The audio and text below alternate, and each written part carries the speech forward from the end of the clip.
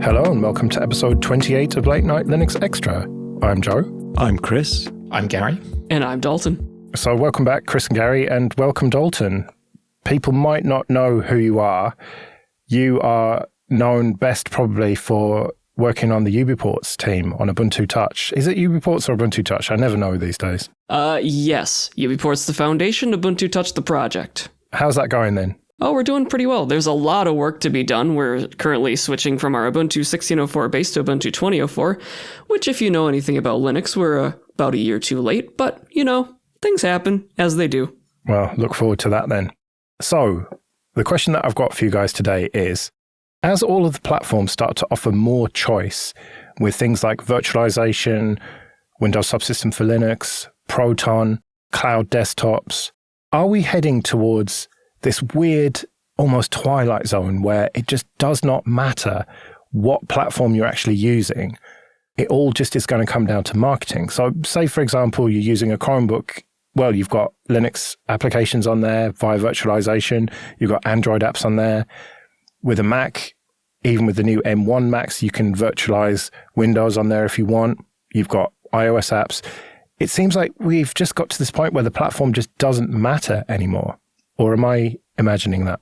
I tend to agree mostly with that, I think. I definitely feel like my choice to run desktop Linux as my daily driver is a choice, but I'm lucky enough to have that choice. But one of my good friends has to use Windows for his work. And we were discussing only recently this very thing with WSL 2 especially. There's a hell of a lot of stuff that he was missing before that he doesn't feel like he's missing out on. But it's a preference thing. So it's not that he can't actually do and achieve things and run certain stacks and software and all sorts of things like that.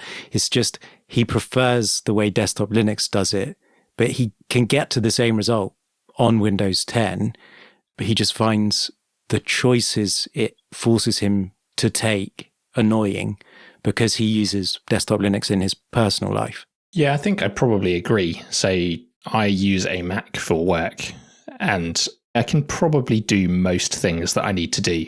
But for me, I prefer the desktop Linux paradigm. I use desktop Linux outside of work. I think it's just everything feels a little bit easier on desktop Linux. I find myself working around things quite a lot on the Mac day to day. Like things like Docker just don't quite work the same way as they would on desktop Linux. Brew is pretty good, but it's nowhere near as good as most of the package managers on Linux. So although I can get everything I need done on a Mac, it does feel a little bit hacky. I think that in itself is kind of an interesting history lesson from Linux that for years we've been like, okay, we're just going to get Wine. And when Wine works, we're going to have all the Windows apps, and then we're going to have all the apps in the world. And so we're just going to be able to beat Windows because Linux is better than Windows. No one expected that Microsoft would pull out the Uno reverse card. Yeah. So now we're in this weird point where we have the apps. Valve's going to make damn sure that we have the games. And now what? It's a level playing field. And is Linux going to hold up? I feel like that's the thing where people who are like, oh, WSL is bad, they were actually afraid that Linux isn't going to hold up when it's against Linux on Windows. So basically now we're on a level playing field where we have to be a better platform. And while marketing is definitely going to count into it a lot for people, I think that being a good technical platform is a good start, because if you've ever had anyone, in your family or a friend try to buy a computer, who do they ask? You, the technical person. So I think that a lot of this is really shaken up by the M1 on the Macs, because we don't have anything in the non-Mac world that competes with that in terms of performance per watt, in terms of being able to have a fanless battery life where the whole stack is relatively seamless from top to bottom. We've got in the Linux world things like the Pinebook, but it just pales in comparison to running macOS on an ARM chip where things are just seamless. I mean, there are very few Windows laptops the way you can get 20 hours of battery life and reasonable performance. And the form factor.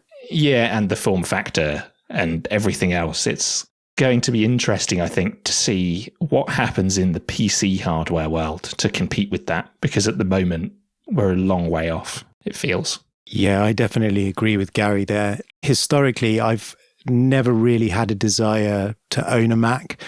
I have to repair a lot of machines. I found Macs to be frustrating just from my point of view. I quite like watching Lewis Rossman's videos because he makes good points about how difficult it is to repair them, service them.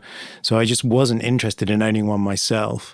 But now, because of this leveling of being able to run things across multiple platforms, my head is really turned. As the price of the M1 Air drops, then I'm much more attracted to it. Like if it drops to about 550, 600 when the M1X or M2s come out, then I would be really tempted to get one, having had quite a few through my hands now, mostly to set up for people who are migrating from the older Macs, because those become the priorities more for me, especially when there is such a jump in performance and battery life, as Gary said. Like, I would be willing to bridge the issues that I might have with running macOS as my daily driver to gain those things, because a lot of stuff that I do on desktop Linux, I could do with the hacks that Gary said, but I would be gaining for that an incredibly powerful SoC and no fan, an incredibly long battery life, which is what I want, whatever the OS is. Like, those are really important tenets for using a computer, especially a portable computer. And I would never, honestly, the people that know me well, last summer, the idea that I'm now sitting here thinking, oh, I might buy a MacBook Air would be literally anathema to people that I'd spoken to before. It just wouldn't have been on the cards at all.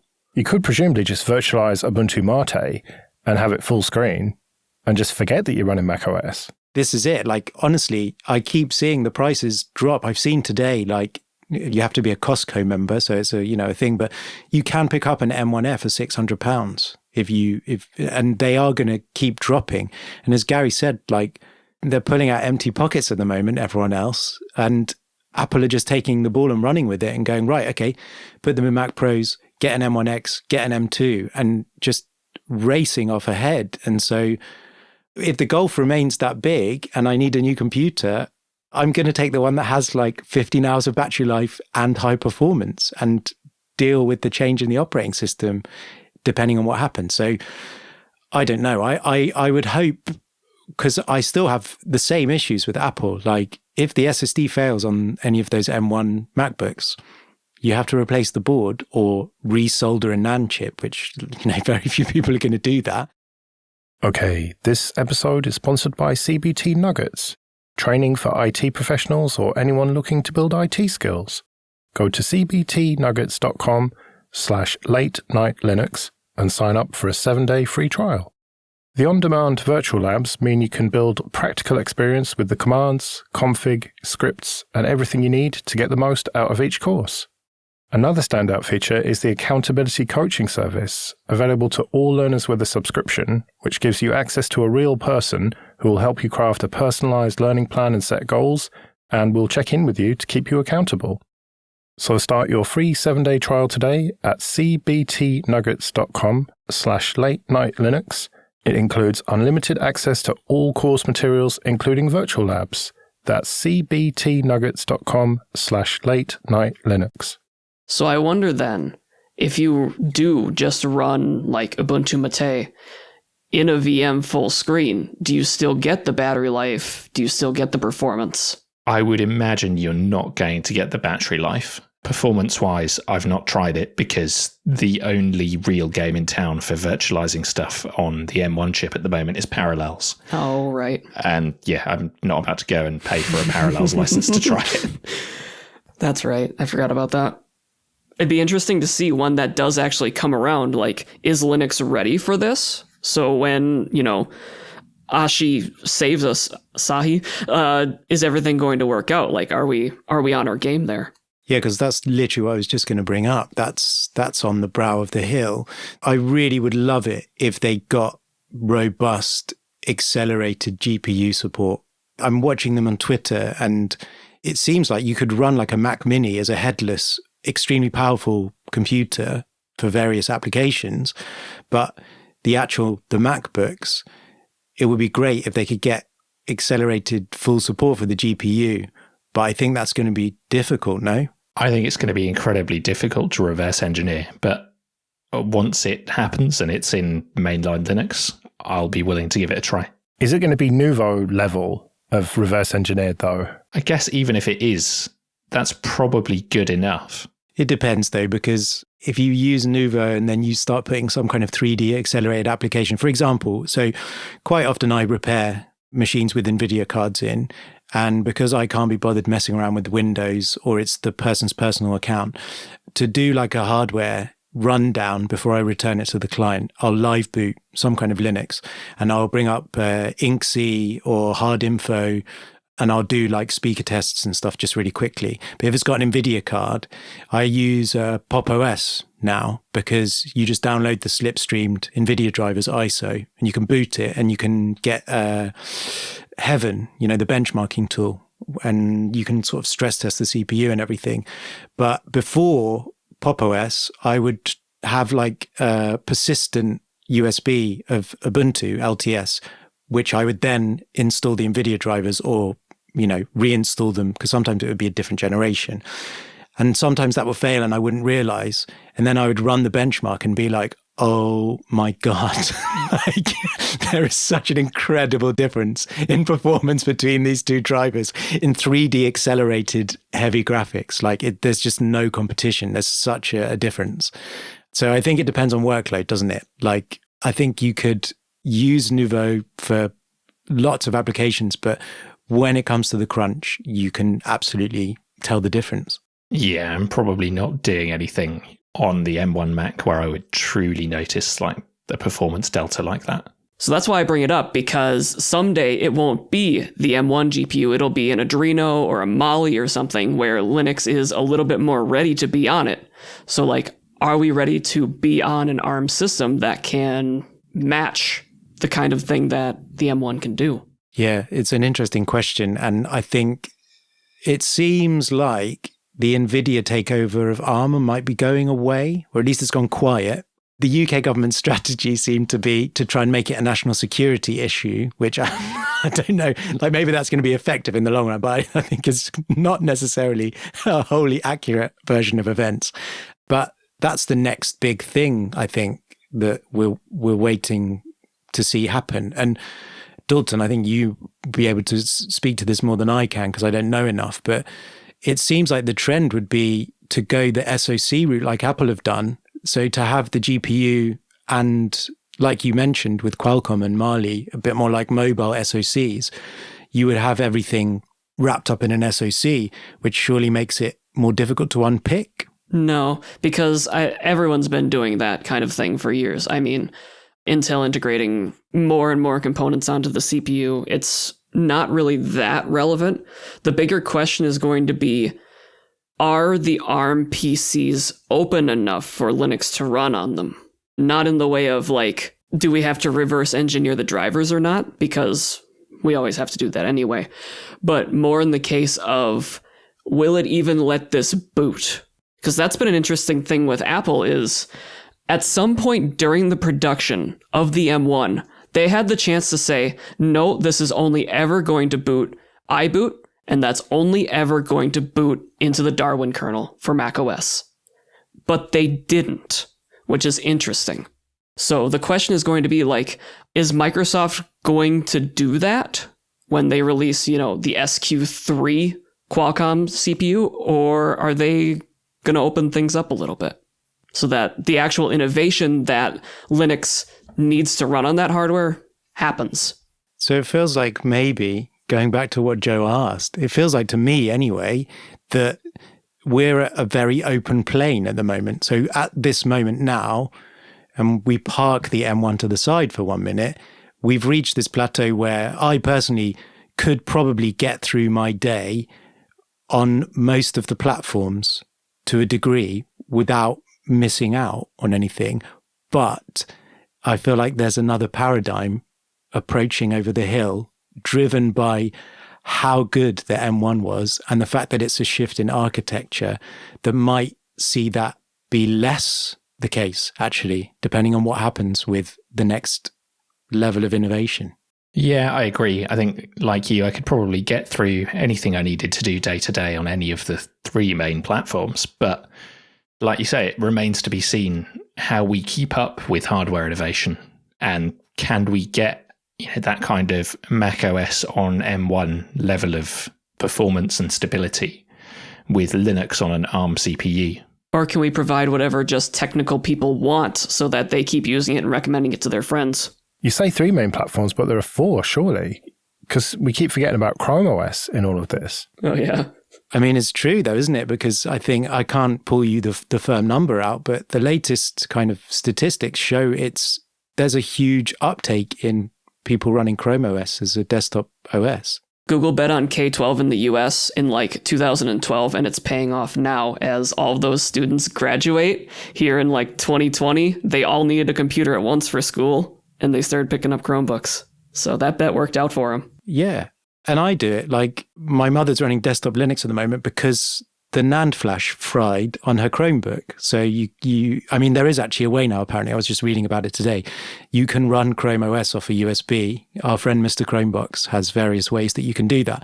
But at the time, I didn't want to bin the machine. So I've been running desktop Linux off a micro SD card, but that was very much like, this might last 3 months, and it's actually lasted 18 months.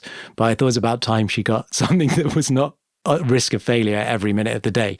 So I've got her another Chromebook because literally it's the best OS for her particular use.